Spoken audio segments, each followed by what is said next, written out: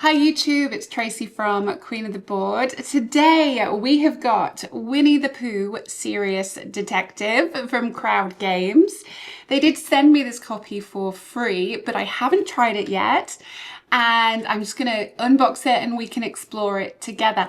It is a cooperative detective game and it's intended for adults. I think it's 12 years and above, 1 to 4 players. And it comes with 3 different story boxes or story worlds, different things to investigate. So very excited to find out how this works. Come and join me.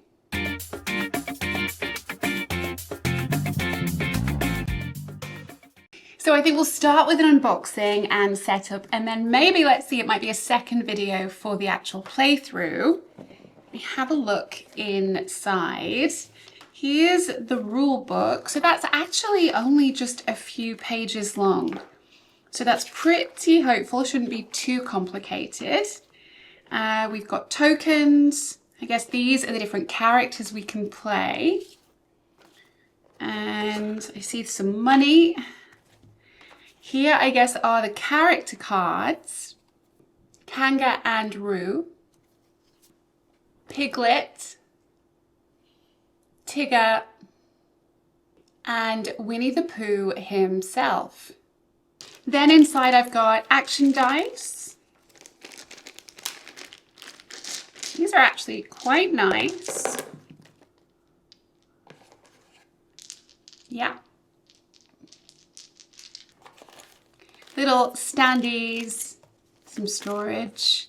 And here are the 3 cases that we can choose from. It does advise you to play them in order. So case number 1, losing rabbit, oh rabbit, lost, is our first case, and that is what we will be playing today. So inside this case box should be everything we need. And on the back, it gives you a little bit of story text. The events of this complicated case unfold in our forest. It's changed a bit since my childhood, and everything was going rather well, until Rabbit disappeared. His house is in a terrible mess right now. Whoever made this mess must have been highly cross with him, and it's hardly surprising. Rabbit caused quite a ruckus before vanishing. However, you'll have to figure it all out for yourselves. Let's see what's inside. In fact, it says start with this case. Lots of cards in here. I have no idea what to expect. And it's worth noting that on the bottom there is a stop sign. So you want that to be on the table like so. So I think for today's playthrough, I'm going to be Winnie the Pooh and also Tigger. So the coloured dice are dedicated to characters. They get 2 each. And then this is our shared pool of dice over here. Next, we've got clover tokens, note tokens, and finished investigation tokens as a shared pool over here. And here you can see that we have case tokens. So this is all for case number 1, case number 2, and over here is case number 3. Now, case number 1, you want to place them so you don't see what's on the bottom. So I'm actually not going to pop them out. I'm just going to keep them like this on a table. And let's have a closer look at our detective board. So of course we've got a lovely picture here. I do like the art in this game of Winnie the Pooh. It comes with a quote. So for Winnie, I know for sure that a small jar of honey cheers you up and gives you strength. Friends, you can never have too much honey. There are 2 spaces here for Winnie's special dice, and he has a special ability. Choose any detective. You may choose yourself. This detective performs any action except for detective special action or investigating a 2 icon point. And Winnie also has 3 pockets. This is where he's going to keep his items. So for example, if he were to get a clover, he could keep that in one of his pockets. And spending clovers, that allows you to change the result of one of your dice, and that can be done at any moment. Over here, Tigger, where to run? I'll be right there. I'd be happy to. Running and being useful is twice the joy. Again, 2 dice spots. His special action is move 2 times, and during movement, you can activate effects and pick up, leave, or pass items in locations you move through. And of course, he also has 3 pockets. The note tokens can be used to mark places that you think are important, or it might be required. You'll be given instruction through the game. So players are going to be taking turns in order, and you must use 1 of the shared dice and up to 2 of your personal dice. So up to 3 dice. That means you get 3 actions maximum. And we'll see how it all goes. I want to jump into the deck right now, so let's do that. At the very top, we see this little guide. So I'll show you the breakdown of the player's turn and a little FAQ on the back as well. Christopher Robin was very fond of reading, especially detective stories, which he thought were just the thing when it was raining outside and there was toast. He read them quite seriously, sometimes imagining he was the clever fellow who solved everything in the end. Often he scribbled little notes in the margins, made up his own endings, and drew lines between people who knew each other, or pretended they didn't. One day he found a book called How to Write Detective Novels. He read every page and learned fine, important words like deduction, plot, premise, and denouement. He really wanted, right then, to begin writing detective stories himself. He shared his idea with Owl, who happened to be visiting at the time, and nodded wisely. That night, he dreamt his detectives were Pooh, Tigger, Piglet, and of course, Kangaroo. And in the morning, as he opened one eye, he said, "Why, that's an idea. Flip this card." Christopher Robin kept all his most precious and favourite things safely tucked away in his chest. Oh, what a collection it was, and every single thing in it will have played an important part in what was about to happen next. And next, your very first mystery begins. Draw the next card. Case number 1, losing Rabbit. Oh, Rabbit lost. Early that morning, Christopher Robin gathered everyone in his study. "Rabbit's friends and relations have just been to see me," he said, rather out of breath. "And they brought dreadful news. Rabbit, our Rabbit, is missing. I didn't catch much more, as they were all talking at once. But one of them, looking terribly worried, leaned in and whispered right in my ear that he suspects it might have been foul play." Here is our main mission.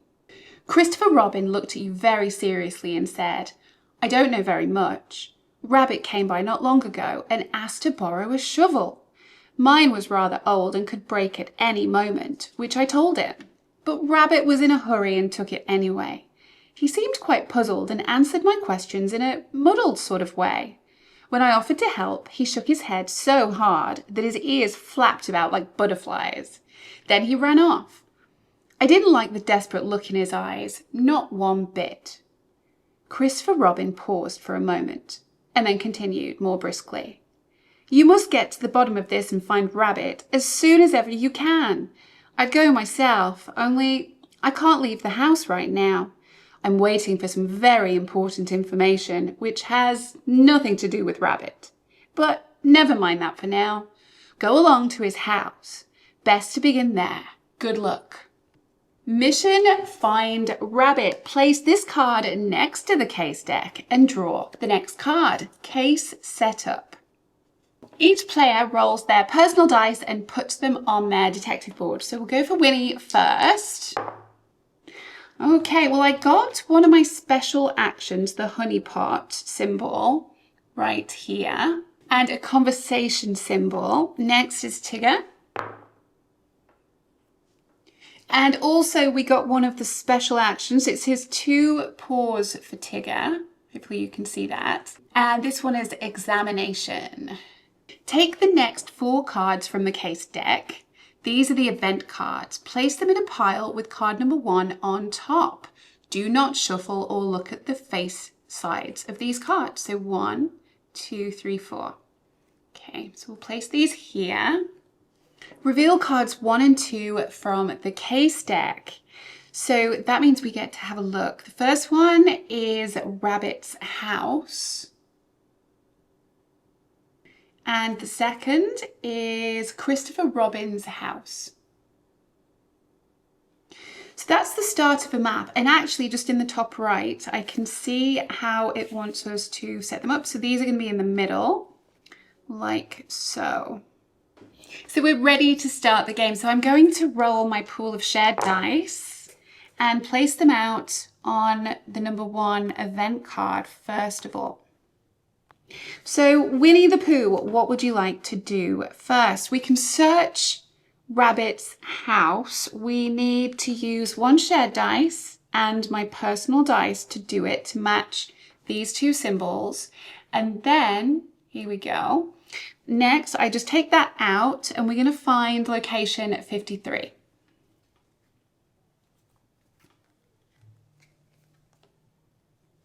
Search of the rabbit's house.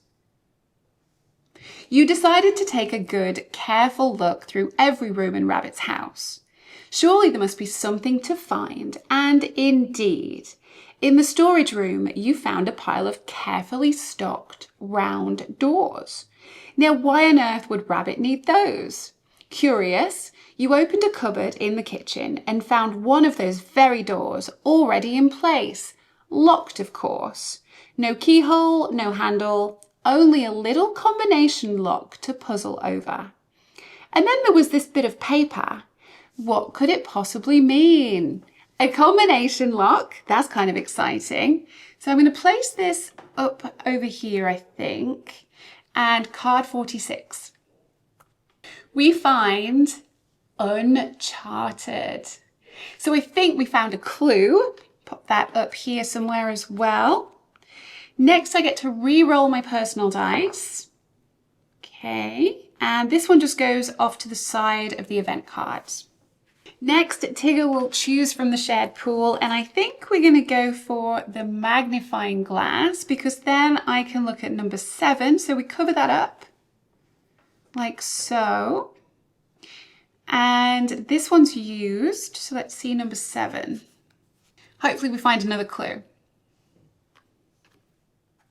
The front door stood wide open. You began to worry. Rabbit was always so tidy and would never leave a door open like that. But here, neither tidiness nor Rabbit could be found. Your eyes fall on a feather lying just behind the door. It surely wasn't blown in by accident. Reveal card 82. Clue from the rabbit's house. Well, well, a very suspicious feather, and looks familiar. What is it doing here? If this is not a clue, then what is? Place token 82 on your detective board. So we get to pull this one, and we find it's the feather. So we get to pop that on Tigger's because he found it on his board. So that feels like we're moving in the right direction. We've already found some interesting things. Now, before my turn is over, because that was my shared dice, I can still spend up to 2 of my personal dice, and I'm going to use my special to move 2 times. But I'm just going to move up to Christopher Robin's house because each card is actually a separate location and they are connected. So now I'm ready to have a look around here whilst Pooh is down here. And in fact, whilst I'm there, I think I'm going to spend my second personal dice because I have the matching hat symbol. And this means I can observe something. So let's look at number 12. Not forgetting to cover it up, showing that we've completed it. Here we are. Christopher Robin's house. Christopher Robin, not paying you any mind, paced the room with a worried mutter. Oh, Rabbit, Rabbit, wet and bitten. I do hope they find him soon. On the table lay some of Christopher Robin's notes and sketches. Among them you noticed a drawing of a bridge over a little stream. Ah, but what is that curious map? Perhaps it's worth asking about. Place token 11 in the location at Christopher Robin's house. So let's find out what that is. It is a forest map. So place that here. Reveal card 49. Bridge over the stream. Really like the artwork in this game. So this one is going to be right at the top up here. When any detective is in the location bridge over the stream, immediately reveal card 30. If it is not already revealed, place a little pencil token in the location bridge over the stream as a reminder. So we'll just do this. So if we get there, that will help us know to come back to this card. I'm going to place this one over here. And it's the end of Tigger's turn, so we re-roll the personal dice. And it's back to Winnie the Pooh. 3 shared ones to choose from. And I think we'll choose, we've got this one, so I'm going to spend this to cover this one up. And we get to find number 8. As you approached Rabbit's friends and relations, a storm of questions poured down. Where is that rabbit? Don't you care at all? Maybe it was you who took him. Or was it Eeyore? Exactly. That donkey must be involved. Rabbit asked him for something, but Eeyore only wanted thistles in return. Without Eeyore, Rabbit couldn't settle his affairs, and we told Rabbit not to get mixed up with anyone, and now he's gone. Ah, Eeyore, they say. Perhaps it's time to learn more about Rabbit's business dealings. Reveal card 5. We found another location, Eeyore's glade. So this one is on the left. I've still got my personal die if I want to spend them. And I think before moving, I'd like to finish this card. So I'm going to spend my honey pot to do number 9. You looked all around Rabbit's house and at first saw nothing at all. But then you spotted a trail of footprints on the path. They were certainly neither Rabbit's nor yours. By their shape, size, and perhaps even their smell, these were the tracks of a medium-sized bird, and they lead straight towards the single-acre wood. Reveal card 3. Here's our 5th location, and it's going to be down in this corner. So I think I'm going to spend my last personal die as a movement action and just bob over to the single-acre wood with Winnie. Maybe if I lie them flat, actually, you can sort of see where we are. I'm not sure if that's better. Winnie gets to re-roll his personal dice. Back over to Tigger up at Christopher Robin's house. Now the forest map, I think if I spend a hat and my personal magnifying glass, that's number 11. That's got to be good. Christopher Robin explained to you, I made this map of our forest a long while ago to keep the secret of where I hid the treasure. And now I rather need it back again. Only thing is, I can't go and get it just now, you see, because I'm waiting for something. Here, I've made a little guide of the paths. It will help you in your search. You just have to think carefully and use it well on the map. By the way, there's a little something for you there too. It won't help you to find Rabbit, but it will surely be handy for what lies ahead. Ooh, okay, reveal card 76.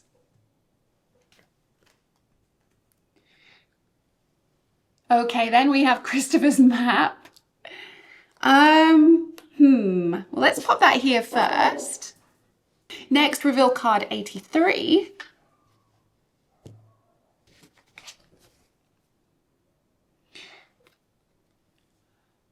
Interesting. And then it says, when the detective with the token Christopher Robin's treasure is in the location Christopher Robin's house, immediately reveal card 81. Okay, well, I think we'll see what happens. But these are a little interesting. Let's see if we can figure this out. I can see Rabbit's house down here. Here's the big tree. Christopher Robin's house, the bridge. But how does that match up possibly with this? Some kind of key around the outside. So these two things must work together somehow. That's really cool. Now, I don't want to spoil any more of this awesome story. You can see that we have, how many cards? Lots. What number is this? 105 cards in just this deck for story 1. And we've only seen a few of them. But hopefully this gives you a little taste of the game. I love it. It's nice Sunday afternoon gameplay, easy rules. And it looks like we're going to be discovering a few puzzles to solve along the way. So, thank you so much for watching. Please like, subscribe, do all of the things, or just say hi in the comments. Bye!